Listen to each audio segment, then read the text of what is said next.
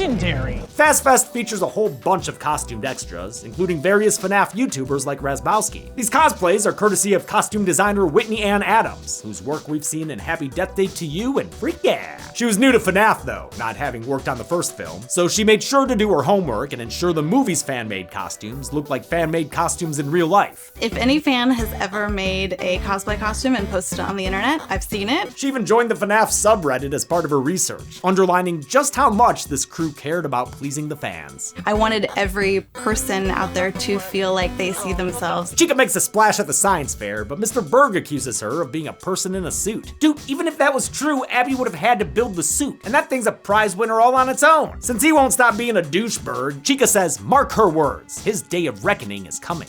I just want to see what's going on inside of his head. You know, that's not a bad joke, but humor isn't this robot chicken's strength, so she needlessly repeats it 2 minutes later. What I want is to see what's going on inside of your head. True to her words, Toy Chica goes full Omni-Man on Berg and crushes his skull between her hands. Or wings? She's a chicken. Shouldn't she have wings? With Berg out of the way, Abby wins the science fair. Unsurprising, since she has a literal Jim Henson creation behind her. The legendary effects company returned to make the movie's animatronics, including the new toy versions, which were a much harder plastic than the soft fleece costumes from the first film. The restrictive suits presented a host of new challenges for returning performers Jess Weiss, Kevin Foster, and Jade Kendar Martin. We had to figure out ways of resting without being able to sit. On top of the stiff movement, they also had 16-pound helmets full of loud mechanics that blocked their visibility. You're not wearing a costume and performing. You're driving a suit. Toy Chica realizes Mike's poking and prodding around their system, so she activates the withered animatronics to stop him. Meanwhile, Vanessa's still driving around looking for the toy animatronics, who are trying to fulfill Charlotte's mission of killing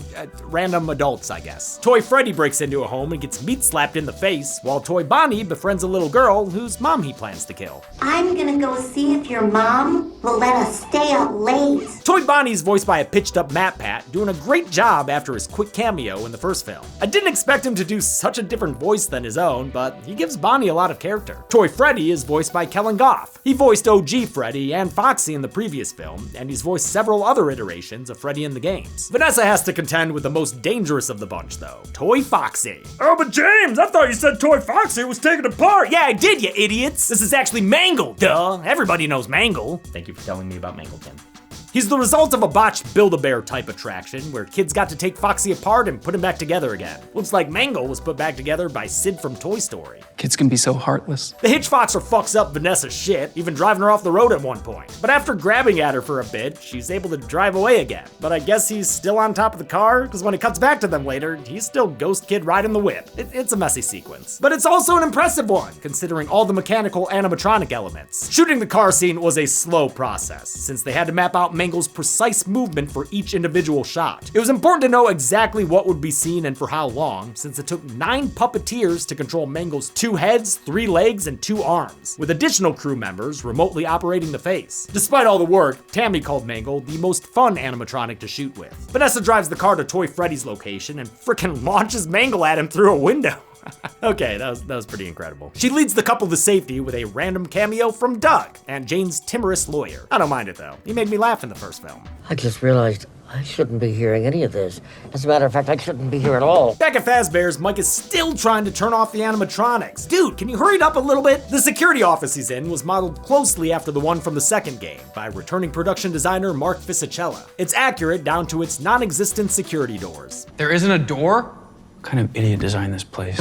And the crowd. Oh, how they laughed and clapped. Fisichella had his work cut out for him, since now he had 2 pizzerias to build. The front of the new restaurant was a giant facade, just a storefront in the middle of a parking lot, but the interiors were fully realized sets. That includes the smaller music box set, where the walls were built to move to accommodate cameras and puppeteers. The stairs and tunnels leading down to that central gearbox were based on the Paris catacombs. The main part of the restaurant was built to look shiny and new for the opening scene, but then they they had to age it 20 years for the abandoned version seen in the rest of the film. The most impressive and complicated part was the riverboat ride. It was 4 feet deep, 5 feet across, and 200 feet long. That's a lot of water. We have water safety on set because there are boats floating on a river. It had to be drained every night, which did give them the chance to age the walls and bottom by painting them with rust and algae. Just like with the first film, Fisichella and his team included tons of Easter eggs, like the hanging stars in the office, these decorative paper pals, and the clocks all being set to 5:59, 1 minute before the end of your shift in the game. There were also these cups, which were apparently important enough for them to hand make hundreds. As always, the art team for these movies is nothing if not thorough. All you FNAF fans should really appreciate these truly talented people. Withered Freddy almost reaches Mike until he uses an old mask to pass himself off as another animatronic. I understand this is a mechanic in the second game, but it's still absurd that anyone would think to try it.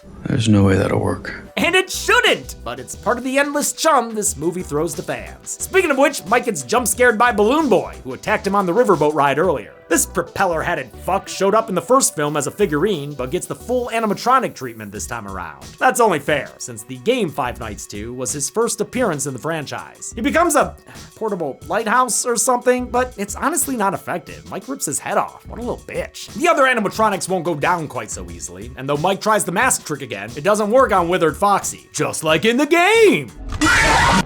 Unlike in the game, Foxy takes his sweet-ass time-killing Mike, giving him the chance to browse the computer and find the shutdown button. This whole set piece sucks, dude. It doesn't feel like Mike is actually reacting to anything. He's just sweating at a desk saying weird ADR about what he's doing.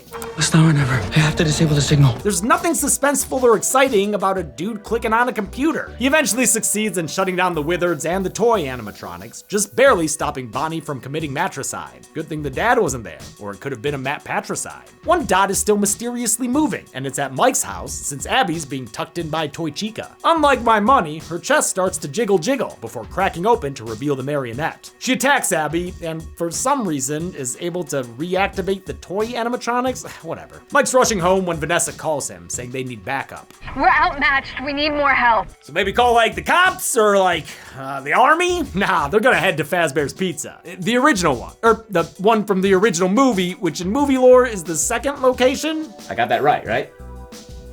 Mike begs the ghost kids to come save Abby, but it doesn't work, so he leaves. He just went there, and now he leaves.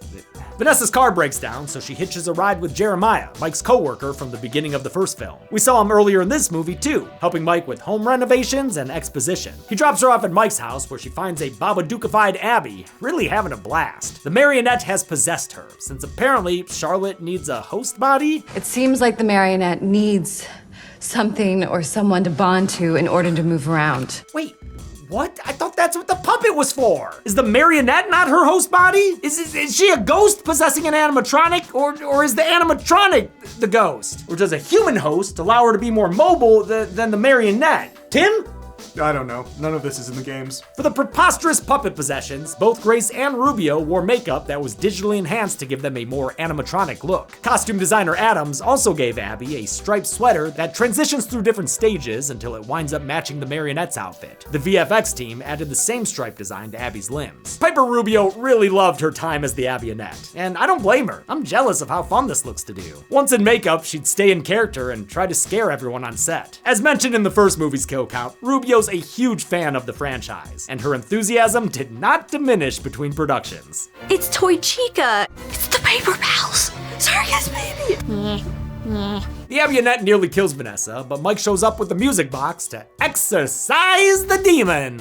Except it happens completely off screen. The main villain of the movie is defeated off screen. What the fuck? I guess I shouldn't be surprised. This puppet possession is nonsense, even by FNAF standards. The trio tries to leave, but they're blocked by the toy animatronics and their actual leader, a villain so scary he has to turn on the lights before he talks. Slinking around all shadow and bone is fucking Mike. I'm Michael. Sorry, Michael. But Michael's not just some creepy security guard. Get a load of his last name. Michael Afton. Yep, he's Vanessa's brother! If you remember, this Mike was a game character who Mike Schmidt was named after for the first movie. But what? They changed their mind and put him in the movies too? So now we have two Michaels running around? That's just great. Michael, the Afton one, reveals he organized Fast Fest himself so the animatronics could kill everyone. Half of this town will be dead by morning. Holy shit, that sounds awesome. Sure hope we see it.